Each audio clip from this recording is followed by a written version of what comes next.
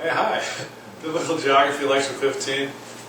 Oh, the pills are working for Brother Ron. Amen. They're working good. Oh, okay. Well, you seem pretty alert. Hey, let's go talk about the Hellenistic period. Everyone's favorite topic. So we get some Cheetos, cold drink, and sit back and learn. The conquest of Alexander the Great signaled the dawn of a new era for the Near East. The center of international power shifted from east to west, first to Greece and later to Rome. Students of world history speak of the Hellenistic period, since Hellas is the Greek word for Greece. The Hellenistic era witnessed momentous developments that prepared the way for the Christian movement, so-called, and led to far-reaching changes in Judaism. So, Alexander the Great, it's a kind of new era he brought in. Of course, he conquered. You see that picture, the map there, kind of the center portion, all the way across. I guess it's colored for him. It's all green. Oh, green. Okay, tan and green. Yes. Green is his part. Tan is the other. Okay. Yes. This kind of looks kind of greenish, brown, tan to me. Yeah, yeah. I see it. I see it. It's different than the blue, blue-gray. You mean the water? Yeah, the water. In 336 BC, at the age of 20 years old, Alexander assumes the title King of Macedon. Upon the death of his father, Philip II, he shared his father's vision of leading a united Greek army against the Persian Empire. Yeah, Dad, let's do it, man. That's cool. That's cool, Dad. The long-standing enemy of the Greek city-states. To that end, he assembled an army of 40,000 men, composed primarily of Macedonians and Greeks. Alexander faced a much... You like that name, Alexander? Yeah. Alexander faced a much larger Persian army supported by a Persian fleet manned by Phoenicians. His opponent was Darius III, king of Persia. Alexander crossed into Asia Minor in 334 with the immediate aim of liberating the Greek city-states from Persian rule. At the river Granicus, he defeated a Persian force led by the local satraps. Further skirmishes secured much of Asia Minor. Alexander appointed governors, mainly Macedonian or Greek, to consolidate his gains. 333, Alexander engaged Darius III directly at the Battle of Issus and won a major victory. Darius escaped, but the Persian army was in full retreat. Do you think Alexander the Great was ordained of God to do this? For all that? Probably. He controls everything, so... Yeah, so we have to, at least God was aware of it. You know, moving the chess pieces around. And I believe this significant event was at least allowed by God, if not designed by God. But I have to be careful because I don't know that specific event that well. Well, kind of like Obama. But wasn't part of that? Didn't part of that have to do with spreading a common language that then the New Testament was going to come in? Right. So it was that. Yes, with the end goal, what was going to happen for Christianity in the Greek language. Yeah, very good. Oh. Alexander might not have been. The only thing Be right back. Don't be worried. The only thing that explains Obama is that we're supposed to be judged. And so, Yeah. why else would he have won?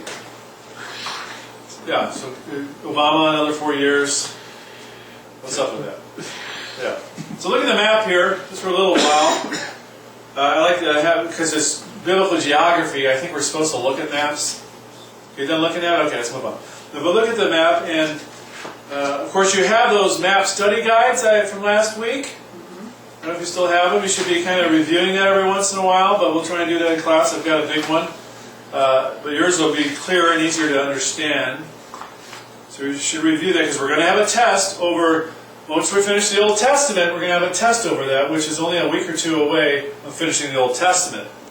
And then 2 weeks after that, so about a month or so from now, we'll have a test over just a map reading. And then we'll have one from the New Testament, which will be at the end of the semester. You can thank me later. Thank me later, please. Okay, look at that. See that map? Yeah, I see it. So look over to the left. You got Egypt. We got Libya, then Egypt, and then up above Egypt, you got right around the coast there, Alexandria. Over to the left, Praetorium. Go to the right, let's go up Israel. So you got Gaza, Joppa, Samaria, Tyre, Phoenicia is a region. Byblos, that's a Greek word. Tripolis, Greek word. So these are Greek, they changed the names, because they control them. So they're not going to be called that anymore. It's Greek. Just like if we conquered the places, we might say, no, we're going to name it, Beaver Creek, you know, instead of Uplasla. All right. Look to the right, and then like almost in the center, you got Babylon.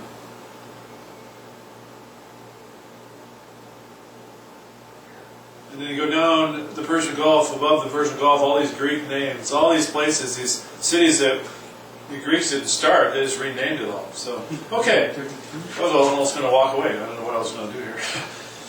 Losing my mind. Alexander next moved south to capture the ports vital to the Persian fleet and to secure Egypt.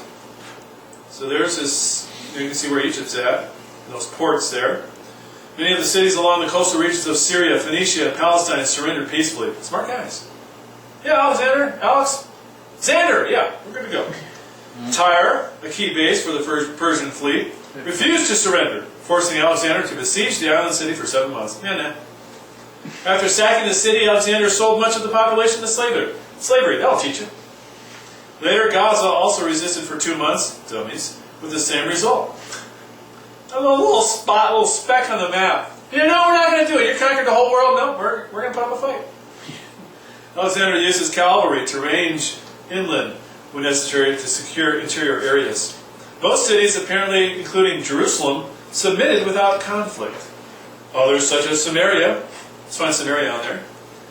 Remember up the coast, it's a little across from Jerusalem. It's like a red dot. Just Yeah, about. very hard to see, yeah, on top of it. They offered resistance and suffered destruction. Alexander secured Egypt in late 332 and assumed the title of, call me a Pharaoh. King of Macedon, Pharaoh, anything you want, I'm that guy. In 331, Alexander moved his army north into Mesopotamia in pursuit of Darius. Where's Mesopotamia? So we go from Egypt, kind of north and to the right. Mesopotamia is in between the Mediterranean Sea and the Caspian Sea, in my understanding, if I remember it right. So Down towards the Persian Gulf. and yeah, kind of spread down to Babylonia, Persian Gulf, right. Radius and Tigris. So Darius there. And at Guatemala, Alexander decisively defeated the Persian army, although Darius again escaped. Do we see Guatemala on there? Guatemala? You see that one? Yeah. Oh yeah. It has a little white box there. So there's Guatemala. Now, that's a Mexican city that's there. I'm wondering. Yeah. Guatemala. That's where the avocados. Okay, although Darius again escaped, only to be slain later by his own men. Oh, that was nice. Alexander's forces, turn the page, captured the main centers of Persian administration, Babylon, Susa, and Persepolis. Let's look at Persepolis. There it is. Big one right by the Persian Gulf there. And you've got Babylon, you can see that, and Susa. There you got these sun-looking dot things. Sorry, eyeball, open eyeball. Describe it for me. A conquered red dot. Conquered red dot, thank you. That's what that is. It doesn't look red to me, but if you say it's red, okay. The dot looks black. The The top. dot The is dot black. is black. Okay, and it's a little red. Around. What is that? I can Sun. circle around it is. Sun. I call it the sun. You guys just look at me like I'm a crazy man. All right. Ending the Persian rule. So once he conquered those three, ended Persian rule. Subsequently, Alexander campaigned farther east, eventually reaching modern Afghanistan and the Indus Valley. He established, let's just go back to that, look at how he goes further east, so towards where? Towards the left. And that whole area he takes over, and up in, of course, Greece, Macedonia, that's going to be his hometown. He established numerous cities in which he placed Macedonian Greek troops. Because he increasingly sought to share power with native people, his own troops threatened rebellion. Exhausted by the constant campaigns, his army finally mutinied and forced Alexander to return westward. He died in Babylon in 323 at the age of 33. So 13 years, takes over the entire planet, basically, this area. And then he dies of what? Lead poisoning. Was it lead poisoning? Drank a lot of ale out of lead tankards. Really? That's what they say. That's what I've read. Oh, cool. Interesting way to die. So you get to enjoy it. That's what they call mad. He must have had a lot of it. Just recycled and used that recycled Say that's plastic. That's how they learn not to use lead. Probably. Man, this is a heavy cup. I'd use paper cups. Styrofoam would be a lot cheaper, I think. All right. There's a certain Alexander. amount of prestige that went with That's lead true, lead. tankards. Silver. You could hit somebody on the head with it. Alexander's sudden and unexpected death created a crisis. Who would succeed him as master over his vast empire? Alexander left no viable heir. Several of his close advisors formed a governing council and divided the empire among themselves. These men, known as Theodaci, or successors, were powerful figures who each coveted more territory. For our purposes, the most important of these successors were Ptolemy I, Soter, Antigonus, Monophthalmus, one-eye guy, I guess, and his son Demetrius Poliorcetes, besieger of cities, that's his name, and Seleucus I. So Ptolemy I and Seleucus I is what I want you to know. Ptolemy controlled Egypt, while Antigonus was awarded Asia Minor. So Ptolemy controlled Egypt, and Seleucus, another of Alexander's generals, was granted Babylon. Ptolemy got Egypt, Seleucus got Babylon. Overdue. Yeah, lovely place. War was inevitable among these ambitious rulers. Control of the east fell to the two competing Hellenistic dynasties that survived these wars. The Ptolemaic dynasty, descended from Ptolemy I, centered upon Egypt, gained initial control over Phoenicia and Palestine. From their capital at Alexandria, the Ptolemies ruled Palestine, so that's kind of Israel land, for the next 100 years. The Seleucid dynasty, successors to Seleucus I, claimed Syria and Babylonia. So let's look at our map down below. Syria, and, well, Babylonia is on the Euphrates. Follow the Euphrates over, and somewhere in there, you can see Seleucia at the right corner, but it's in that section. So that area, kind of Macedonia, or Mesopotamia. Okay. Lost my place. Released my understanding. During the next century, the Ptolemies and the Seleucids fought 5 wars over Palestine until 200 BC, when Palestine became Seleucid territory. So they wanted that area. Always the hotbed of issues. Yeah. Arguing, fighting, turmoil. Look at the inset map there. All these names, many of them I haven't heard of. Apollonia, Dora, Ptolemy's, Acco. Some of I've heard of, but I keep changing the names. So depending on when you look at a map or what era it's from, there could be a whole different set of city names. You're like, oh, I don't recognize any of those. In conclusion, Alexandria, so you know where that's at? Look on your map, it's right here in the Mediterranean Sea, Alexandria, Egypt. Okay? Became a major center of Greek culture in Egypt, and commerce under the Ptolemies. Located on the coast of the Western Delta, where a major branch of the Nile reaches the sea, the city had enormous economic potential. The Jewish population of Alexandria increased steadily as Jews immigrated to Alexandria in search of new opportunities, often serving as mercenaries and merchants. Many Jews adopted features of Hellenistic culture, including the Greek language, a fact seen in the need for a Greek translation of their Hebrew and Aramaic scriptures. This translation, known as the Septuagint, probably was begun in the reign of Ptolemy II. Wasn't completed much later. So Septuagint, an inferior text, is a what? Greek translation of the Hebrew scriptures, the Old Testament. The Seleucids ruled their empire from 2 newly founded cities located at strategic points. Antioch and Syria. So let's find Antioch and Syria. Look on the previous map. Does it show up there? Antiochia. Yes. The top of the Med Sea in the corner there. It's right in the center. Right in the center of the map, up a bit. Antiochia, so that was the key one. Founded in 300 BC. Became the most important politically for him, Seleucids, like its counterpart Alexandria in Egypt. So this is key in Bible translations. Mm-hmm. These 2 cities, as we mentioned. Like its counterpart, Alexandria in Egypt, Antioch rapidly became a city of great size and wealth and a virtual showcase for Hellenistic culture. Unlike the Ptolemaic kingdom, the Seleucid kingdom had no clear geographic borders and was not easily defended. When Antiochus III came to power in 223 BC, Seleucid fortunes revived. This energetic king pursued a policy of consolidation and expansion, that ultimately earned him the title the Great. And I've always wanted to have that after my name. But it hasn't happened yet, so maybe someday. Many Jews cooperated willingly or under compulsion with the new regime of Antiochus' son, Antiochus IV. You know, how far should you go with first, second, third, second, thirds, and fourths? How far is reasonable to go? 20?